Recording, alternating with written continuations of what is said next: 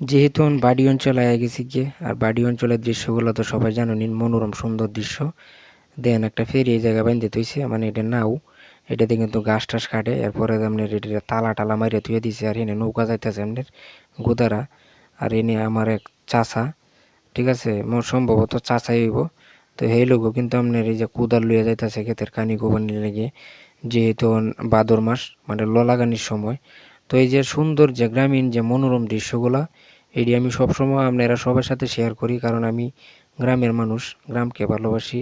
ঠিক আছে, গ্রামের প্রতি আমার অন্যরকম একটা ভালোবাসা, অন্যরকম একটা অনুভূতি। আপনারা যারাই গ্রামরে ভালোবাসেন এবং আমার পার্সোনাল ব্লগ ভিডিওগুলো দেখুন কীরকম হয়, অবশ্যই জানাইবেন। আর এনে দেখেন এই যে নৌকাটা কার হয়ে রয়েছে, তো এই জায়গায় কিন্তু এই পুরা গ্রামের মানুষ কিন্তু এই নৌকা দিয়ে চলাচল করে, কারণ তারা নৌকা ছাড়া পুঁজি নাই। আর এই নদীর পাড়ে দেখেন গরু বাঁধতে হয়েছে, কারণ এই যে গরু টরু যা আছে এটি কিন্তু আসলে অযত্নের গরু। এই গরুটিরে কিন্তু তেমন একটা যত্ন করা হয় না। মালিক যারা আছে এই জায়গায় কিন্তু ঘাসেরও সংকট আছে। বাড়ি অঞ্চল যেহেতু চতুর সাইডে দিয়ে পানি ডুবাইলছে, আর বিশেষ করে সবাই জানেন যে আমরার এই এই বাড়ি অঞ্চলের এই এলাকাতে কিন্তু এবার প্রচুর ধানের মাইর খাইছে মানুষে, কারণ ধান টান সব কিছু কিন্তু পানির মাঝে ডুবাইলছেন।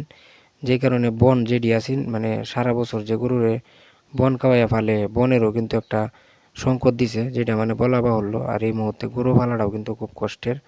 তো আমরা কিন্তু এই জায়গায় বই রয়েছি আমার এক ভাতিজারে লইয়া, তো আমরা এই জায়গাতে আইছিলাম কিন্তু একটা কাজে, ঠিক আছে।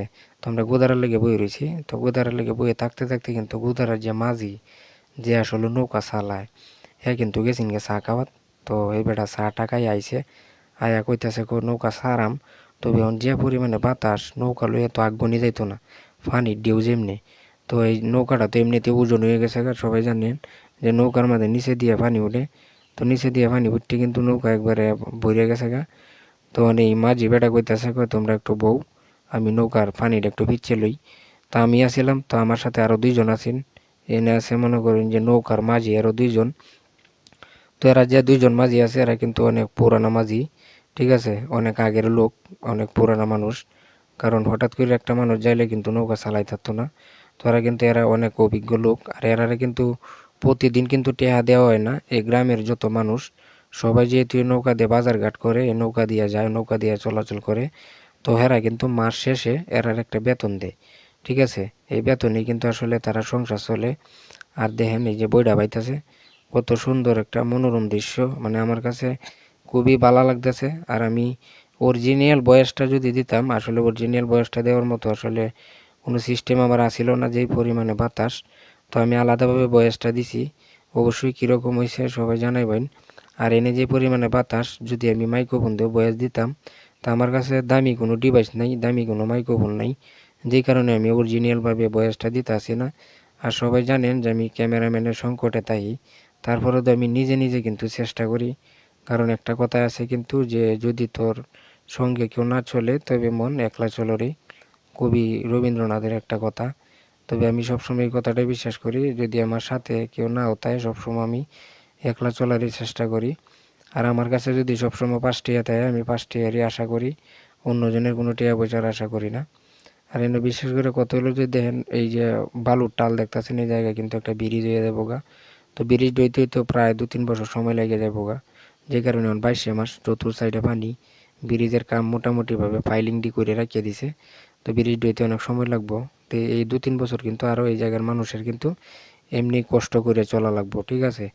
তো আমি কিন্তু সবাই জানেন যে সবার সাথে আমার নিত্যদিনের ব্লগ ভিডিওগুলো শেয়ার করি, কীরকম হয় সবাই জানাবেন। আর আমার এই ভিডিওগুলা ইউটিউব চ্যানেলে যায়, ফেসবুক পেজে যায়, তারপরে টিকটকে তাহে।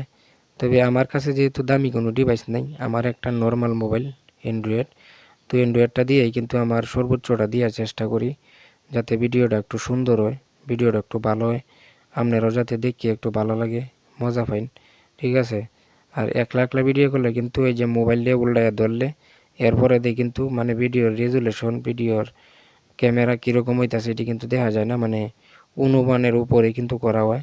আর আমার পিছনে দেখেন একটা লোকে আপনার গরু দইতাছে, ঠিক আছে, গরু দইতাছে কিন্তু নদীতে, কারণ এই জায়গায় কিন্তু দিঘি নাই যেহেতু বাড়ি এলাকা। তো এই আরও কয়েকটা ছাত্র দেন কার রয়েছে, এরা স্কুলে যাইব, তো এরাও কিন্তু নৌকার লাগিয়ে কার রয়েছে। যখন আমরা হেমাতার যাই আমরা নামলে পরে স্কুলে যে ছাত্ররা আছে আরও এনে 3-4 জন লোক আছে, এরা সবাই কিন্তু এরপরে দিয়ে নৌকা দিয়ে পার হইব। স্কুলের ছাত্ররা স্কুলে যাইব, আর অন্য লোকেরা আসলে অন্য বাজারঘাটের উদ্দেশ্যে যাইব।